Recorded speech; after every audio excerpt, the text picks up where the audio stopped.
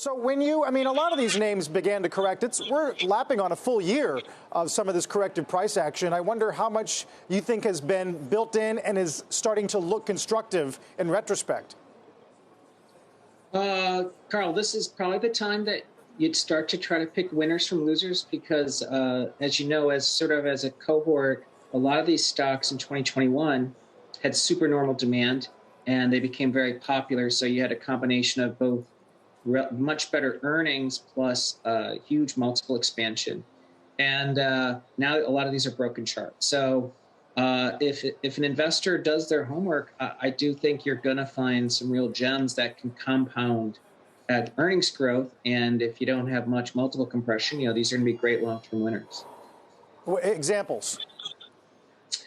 I mean, for instance, I would say companies like Shopify, for instance, which have really been structurally really changed the economy, right? Because they've made it easier for merchants to do business. I mean, these are companies that are going to have permanent benefit in the future, but they've had to correct. So I mean, that's a name that comes to mind. And I mean, I don't know the valuation of companies like Zoom, so I don't really look at these names that carefully. But it's part of the everyday lexicon. So it is something that has traction beyond the pandemic. So I think investors have to do their own homework because it is sort of like sifting through rubble.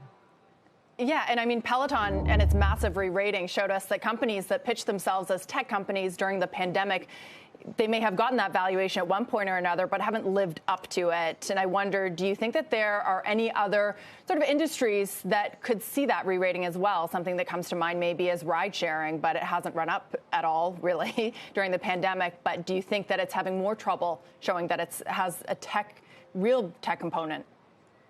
Yeah, I mean, ride sharing is a good example, like the Lyfts and Ubers.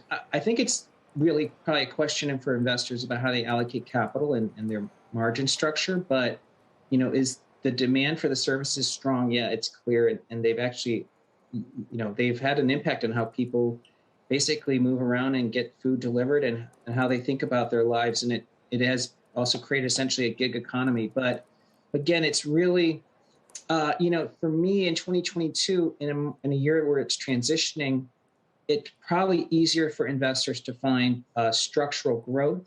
And then where multiples are reasonable, that's really where you're going to see some potential for expansion. And, like, for instance, I think even the FANG complex itself looks pretty reasonable.